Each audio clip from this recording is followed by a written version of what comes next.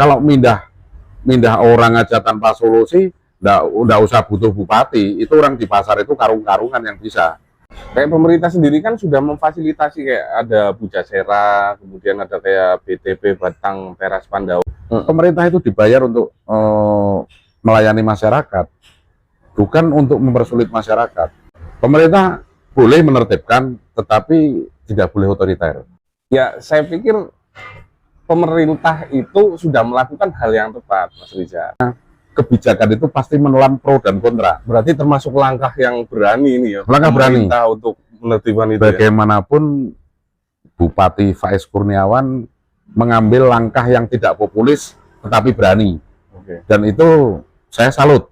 Ya. Dan saya mendukung kalau alun-alun itu bersih. Ya, karena itu milik masyarakat Iya. secara luas. Iya, karena itu pedagang, ya. area publik. Ya. Jadi Oke. seolah-olah tempat-tempat itu dibuat cuman untuk menghabiskan anggaran. Melayani kan Ini gitu. berandai-andai Pak Rizal. Jenengan tak pacak sebagai seorang bupati, Ya. dan jenengan adalah putra daerah kan, wis ngerti. Pak Faiz kan bukan putra daerah, Ya. jenengan putra daerah. Jenengan tak pacak sebagai seorang bupati. Jenengan mengambil kebijakan seperti ini, ditertibkan nggih para pedagang. Langkahnya jenengan, umpama jenengan adalah seorang bupati. Oke, relokasi. Pak diselehkan yang di nang Batang kuwi. Oh, kuwi kira-kira. Halo Sobat Robat TV, kali ini kita kembali lagi di podcast kita. Saya kali ini bersama Bang Rizal Arifianto. Selamat sore Bang Rizal. Selamat sore. Gimana? Mas Arief. Sehat nih Bang Rizal? Alhamdulillah. Kegiatan apa Pak Jan selama ini Bang Rizal? Kesibukan apa? Ya, kesibukannya ke sana kemari. Yang penting mencoba bermanfaat untuk masyarakat. Oke, ini kali ini kita lagi ada di kafenya Kang Rizal juga nih. Posisinya ada di Kalisalak. Nama kafenya apa Kang? Cassandra Corner. Cassandra Corner. Pokoknya tepat di sebelah kiri Alfamart Kalisalak. Jadi teman-teman yang jalan-jalan di Kalisalak silahkan bisa mampir sekalian di sini. Kita di sini lagi mau ngobrolan Kang Rizal. Yang lagi rame Kabupaten Batang saat ini kaitannya dengan para pedagang, para penjual yang di alun-alun, dan sekarang kan sudah ditertibkan. Jadi sekarang kita bisa lihat, mungkin teman-teman juga bisa lihat, kalau pas lewat alun-alun yang tadinya banyak pedagang, banyak penjual, sekarang kan sepi, seperti itu. Kalau dari Bang Rizal sendiri nih, menanggapi hal seperti itu, menurutnya jenengan seperti apa sih Bang? Dengan kebijakan pemerintah ini? Menyikapi persoalan pro dan kontra antara pedagang dan kebijakan pemerintah, itu kita tidak bisa mengambil dari satu perspektif. Kalau dari satu perspektif, masalah penertiban pedagang, itu dari sisi pemerintah, itu bagus. Karena apapun alun-alun itu adalah kawasan open space, kawasan terbuka untuk kepentingan publik. Oke. Tetapi di satu sisi para pedagang itu juga berjuang mendapatkan nafkah untuk keluarganya di lokasi yang sama. Jadi pemerintah dalam hal ini pengambil kebijakan harusnya lebih cermat. Oke. Kira-kira problem solving apa yang harus dilakukan, jangan sampai penertiban itu menimbulkan efek sosial yang lebih parah. Bagaimana nasib para pedagang yang harusnya bisa mencari nafkah kemudian tidak diperbolehkan? Apakah mereka sudah dikasih solusi atau enggak? Kalau misalkan belum, ya tugas pemerintah dong untuk ngasih solusi. Jangan para pedagang suruh nyari solusi sendiri. Itu jadi win-win solution. Pemerintah boleh menertibkan, tetapi tidak boleh otoriter. Oke.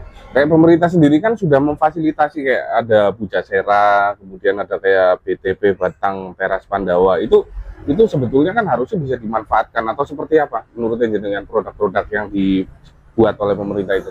Jadi beberapa kali itu pemerintah itu membuat sebuah tempat jajan ya, kayak Bojasera, BTP, itu tanpa konsep yang jelas.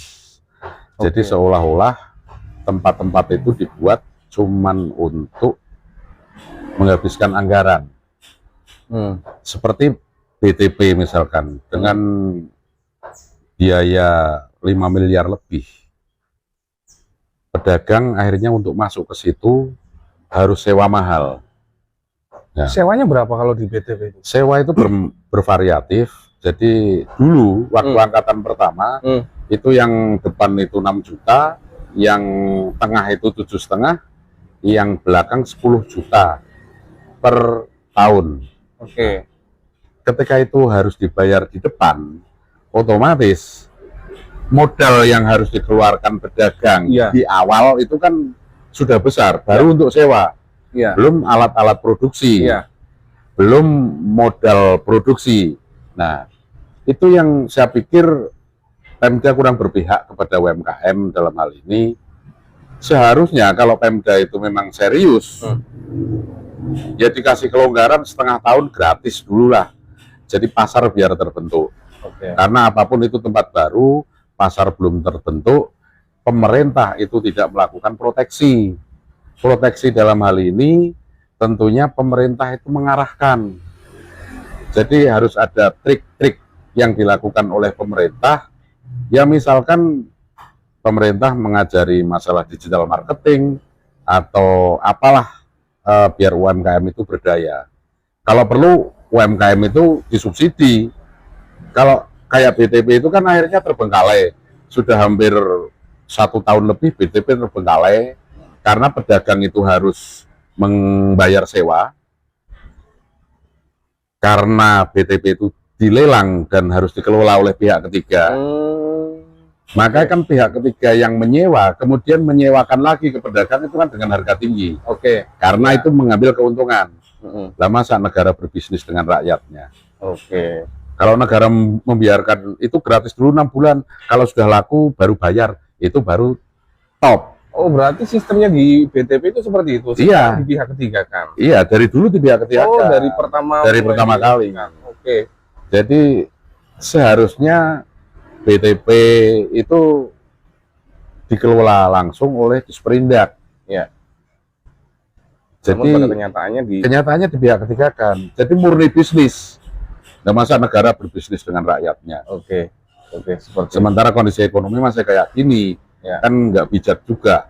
Nah, kalau menurut jenengan, pemerintah saat ini, kalau misalkan kita harus melakukan relokasi, artinya memberikan tempat lagi. Kira-kira di Batang itu di mana? Batang itu yang strategis, yang asik, misalnya yang tadinya di alun-alun rame, nek misalkan tiba-tiba dipindahkan nang bandar kan mesti angel seperti itu. Jadi hal itu pernah dilakukan oleh bupati sebelumnya. Ketika jalan veteran itu disterilkan dari para pedagang, kemudian dipindahkan ke Jalan Ahmad Dahlan. Ya, dipindahkan ke Jalan Ahmad Dahlan karena di situ pasar juga belum terbentuk. Akhirnya pedagang merugi, kemudian balik lagi ke veteran. Itu pun dulu dikasih solusi, dari veteran dipindah ke Ahmad Dahlan. Nah, kalau sekarang itu tidak dikasih solusi, apa ya enggak kasihan. Ya memang pemerintah boleh melakukan hal itu, boleh. Dan saya mendukung kalau alun-alun itu bersih. Karena itu milik masyarakat secara luas. Karena itu area publik. Cuman ya mbok kasihan itu pedagang-pedagang yang berjualan, mengandalkan nafkahnya dari situ. Mereka kan juga layak untuk mencari penghidupan. Lah. Boleh dikatakan berdagang itu kan nggak harus di alun-alun, tetapi ketika mereka itu sudah dapat pelanggan di situ, harusnya kan dicarikan solusi itu oleh pemerintah. Lah pemerintah ketika mau memindah itu harus melakukan studi kelayakan dong. Ini potensinya gimana kalau dipindahkan di tempat ini? Apakah bisa menopang penghasilan para pedagang apa enggak? Jangan asal dipindah aja tanpa melakukan visibility study, kan kacau kayak gitu. Pemerintah itu dibayar untuk melayani masyarakat. bukan untuk mempersulit masyarakat. Logikanya seperti itu. Ya, saya pikir pemerintah itu sudah melakukan hal yang tepat, Mas Rizal. Cuman memang seperti yang kita tahu, kenapa kok harus pedagang dulu, maksud saya seperti itu. Sedangkan kan banyak nih, selain pedagang, kemudian kaitannya dengan tempat-tempat lokalisasi dan lain sebagainya, itu kan yang seharusnya layak untuk ditertibkan terlebih dahulu. Kenapa harus pedagang yang di alun-alun? Nah, menurut saya dengan alasan pemerintah, alasan utama pemerintah mentiadakan para pedagang di alun-alun, jane opo? Wong selama ini yo running fine-fine aja kan, seperti itu. Jadi membiasakan yang salah itu juga tidak baik. Oke. Nah, dalam konteks penertiban ini, terlepas dari persoalan kontestasi politik, yang dilakukan oleh Mas Faiz selaku Bupati itu benar. Dalam konteks penertiban, ya. Oke. Tetapi harusnya diikuti dengan pemindahan tempat yang strategis. Itu yang harus dipikirkan. Kalau mindah orang aja tanpa solusi, nggak usah butuh bupati. Itu orang di pasar itu karung-karungan yang bisa. Oke. Yang penting karena saya berkuasa, kamu saya pindah. Itu kan namanya otoriter. Padahal ada hal-hal sosiologis yang perlu dipertimbangkan oleh pengambil kebijakan, dalam hal ini bupati. Nah, bupati itu apakah punya sense of crisis apa enggak? Ketika pedagang itu dipindah, mereka nanti jadi kesusahan apa enggak? Mereka apakah bisa hidup lebih baik apa enggak? Ya minimal kan sama seharusnya. Ya kalau kurang-kurang dikit enggak apa-apa lah, karena pindah tempat baru, kurang sedikit enggak apa-apa. Tapi kalau tidak dikasih solusi, yaitu namanya otoriter. Begitu juga pedagang. Pedagang itu ya harus siap ditertibkan. Karena itu lahan terbuka, kemudian itu juga untuk kepentingan publik, ya pedagang harus legowo kan ditertibkan. Iya, tapi kalau berbicara pedagang harus legowo itu yang kita amati di media sosial, Ya. Bang Rizal, kan lagi rame banget nih, khususnya kayak di Facebook. Itu kan bahkan ada yang katanya mau demo nih, Ya. kaitannya, wah sudah dagang bertahun-tahun, tiba-tiba digeser kemudian mau demo. Nah, ketika pedagang itu melakukan demo, emang gue jenengan bener, karena mereka kan mencoba mempertahankan apa hak dia Ya. sebagai pedagang seperti itu. Jadi demo, aksi atau apalah namanya, itu sah dilakukan oleh setiap warga negara karena itu dilindungi oleh undang-undang. Oke. Itu adalah bentuk penyampaian aspirasi. Kalau unjuk rasa itu kan penyampaian aspirasi dengan pressure group. Pedagang itu melakukan pressure group dengan melakukan aksi, berharap agar pemerintah meng-cancel aturan tersebut. Betul. Ya, tujuannya kan itu. Nah. Lah tinggal pemerintah, apakah pemerintah punya nyali untuk meng-cancel itu? Kalau di-cancel itu berarti pemerintah dianggap leda-lede karena tekanan publik. Kalau tidak di-cancel, ya harus berhadapan-hadapan dengan pedagang, dalam hal ini masyarakat. Saya yakin masyarakat juga terbelah menjadi dua. Masyarakat umum yang non pedagang itu terbelah jadi dua. Jadi ada yang mendukung kebijakan bupati dan ada yang mendukung pedagang untuk tetap di situ. Jadi ini problem yang sangat kompleks sebenarnya. Jadi ya inilah yang namanya kebijakan itu pasti menelan pro dan kontra. Berarti termasuk langkah yang berani ini ya. Langkah berani untuk menertibkan itu. Bagaimanapun Bupati Faiz Kurniawan mengambil langkah yang tidak populis tetapi berani. Dan itu saya salut. Tetapi sekali lagi harus diikuti dengan langkah solusi. Jadi jangan misalkan ada yang melakukan kritik, jangan kritik aja, kasih solusi. Tugas masyarakat itu yang kritik. Ya. Karena tidak dibayar untuk mencarikan solusi. Nah, kalau pemerintah itu dibayar itu kan untuk mencarikan solusi masyarakat. Siap Kan dikritik. seperti itu. Ya harus dikritik. Jadi jangan ada statement masyarakat itu jangan cuma bisanya mengkritik. Itu tugas masyarakat itu mengkritik. Masyarakat sudah mendelegasikan kekuasaannya kepada pemerintah, ya pemerintah yang harus melayani kan Ini gitu. berandai-andai Pak Rizal. Jenengan tak pacak sebagai seorang bupati, Ya. dan jenengan adalah putra daerah kan, wis ngerti. Pak Faiz kan bukan putra daerah, Ya. Jenengan putra daerah, jenengan tak pacak sebagai seorang bupati. Jenengan mengambil kebijakan seperti ini, ditertibkan nggih para pedagang. Langkah jenengan umpama jenengan adalah seorang bupati. Oke, relokasi. Pak diselehke nang endi? Nang Batang kuwi. Oh, kuwi kira-kira. Jadi hal menarik. Ada yang namanya dialog. Pernah tidak pemerintah melakukan dialog? Oke. Dialog itu bukan sosialisasi. Sosialisasi itu beda. Kalau sosialisasi itu kan bentuknya surat, diedarkan, sosialisasi. Oke. Tapi kan dialog. Itu kan dari hati ke hati, berdiri tidak sebagai penguasa, tetapi sebagai pelayan. Wong jajan juga. Oke. Undang semua pedagang, diajak dialog. Iki piye penake, alun-alun mau ditertibkan, saya butuh usulan.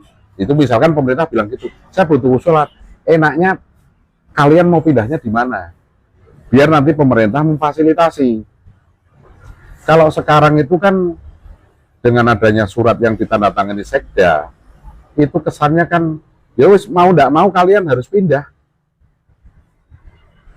Apakah itu boleh? Boleh, tetapi tidak bijak. Oke. Boleh, pemerintah melakukan itu boleh, tetapi tidak bijak.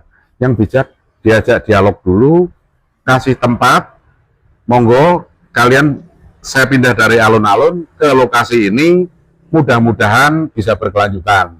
Kalau perlu berikan subsidi. Oke. Pemerintah sangat mampu untuk memberikan subsidi kepada PKL yang di alun-alun, paling jumlahnya berapa sih? Nggak ada 100. Gitu ya. Tapi kalau sekarang model main gusur aja, ya kasihan pedagang, jujur aja. Walaupun manfaatnya bagus ketika alun-alun itu bersih. Sekali lagi masyarakat non pedagang pun terbelah menjadi dua, yang pro dengan kebijakan bupati dan yang kontra. Itu wajar, dalam sebuah kebijakan itu pasti ada pro dan kontra. Oke. Ngomong-ngomong soal subsidi dari pemerintah kepada warga, kemudian mau diambilkan anggaran dari mana kira-kira? Bupati lebih cerdas untuk memikirkan hal itu. Oke. Anggaran di Kabupaten Batang 1,8 triliun sekian, itu gampang lah dicarikan dari situ. Kemarin ada efisiensi, diposkan di situ. Ada efisiensi cukup besar, sekitar 66 miliar sekian. Oke. Kenapa nggak dialihkan ke situ untuk persiapan penggusuran pedagang di alun-alun? Oke, kalau berbicara anggaran misalkan diambilkan dari CSR, seperti itu masuk nggak tuh? Kayak CSR kan sekarang apalagi Kabupaten Batang yang tadinya agraris, sekarang kan bertransisi menjadi industri dengan adanya KITB. Betul. Itu kan CSR pasti luar biasa. Oh. Jadi ini aja banyak. CSR itu kan hukumnya sebenarnya wajib, ya, bukan fardhu kifayah. Jadi hukumnya wajib. Tiap perusahaan itu wajib mengeluarkan CSR. Ya. Nah, pertanyaannya, perusahaan-perusahaan itu pada ngeluarin CSR apa enggak? Atau seandainya mengeluarkan, itu duitnya di mana? Pernah ada transparansi? Enggak pernah. Kalau yang saya pernah baca di artikel, kalau di Kabupaten Batang itu kan ada TJSP namanya. Bahkan kemarin pada saat UPJ itu launching aplikasi jempol TJSP namanya, tanggung jawab sosial perusahaan terhadap masyarakat itu. Itu di situ kan saya sempat buka aplikasinya juga, termasuk di situ ada transparansi sih, memang anggaran dari PT A masuk sekian, B sekian, kayak aparel itu masuk 120 juta seperti itu. Ada yang masuk kaitan dengan penyalurannya di situ juga ada, meskipun nggak update sih pada saat itu seperti itu. Ya memang ada penyalurannya untuk ini seperti itu. Nah, maksud saya CSR itu kayak misalkan untuk subsidi ke pedagang-pedagang seperti itu bisa apa enggak, apa harus lebih ke... Yo, sangat bisa.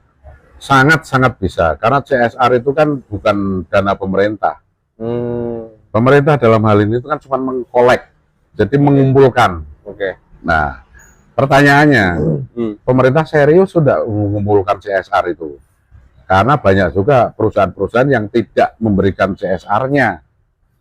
CSR itu kan boleh untuk bangun rumah tidak layak huni, untuk memberikan beasiswa, untuk dana-dana sosial yang lain itu sah kok. Kembali lagi ke fardu kifayah. CSR itu bukan fardu kifayah menurut Iya. saya. Wajib hukumnya. Fardu ain. Fardu ain. Oke. Kemudian nek jenengan tadi mengatakan banyak perusahaan-perusahaan yang belum membayar CSR. Harusnya pemerintah seperti apa nih, Bang? Dia harusnya melakukan tekanan dong. Oh, nekan kaki lima aja bisa, masa nekan perusahaan tidak bisa? Oke. Hal yang gampang sebenarnya pemerintah menekan perusahaan itu. Ya justru malah mudah menekan kaki lima timbang menekan perusahaan. Nah, itu masalahnya. Jangan-jangan perusahaan-perusahaan besar itu pada main mata dengan pemegang kekuasaan, kan kita nggak tahu. Di pilkada, pilpres, pileg, pilkades, di pilihan apapun, harusnya seperti apa? Karena itu akan menentukan nasib kita 5 tahun ke depan. Ini kalau menurut saya semacam utopis ya. Jadi harapan yang realisasinya nggak tahu 50 atau 100 tahun ke depan. Bahkan mungkin ketika kita itu sudah mati, Baru terrealisasi. Bisa jadi. Karena SDM kita itu jujur masih rendah. Jadi memilih itu berdasarkan uang. Dan ketika memilih baik anggota DPR, presiden maupun bupati itu berdasarkan uang, ya terimalah kondisi ketika ada penindasan. Saya mendukung kok kalau rakyat ditindas, mereka sudah dibayar. Iya. Loh, ini saya ngomong kayak gini. Iya. Saya mendukung karena rakyat memang layak untuk ditindas. Karena ketika pemilih mereka juga minta dibayar. Kalau saya tidak akan memilih orang yang membayar saya. Loh, itu mereka harus diperjuangkan sampai darah penghabisan. Seket karo 40 yang jelas menang seket kan kok. Iya.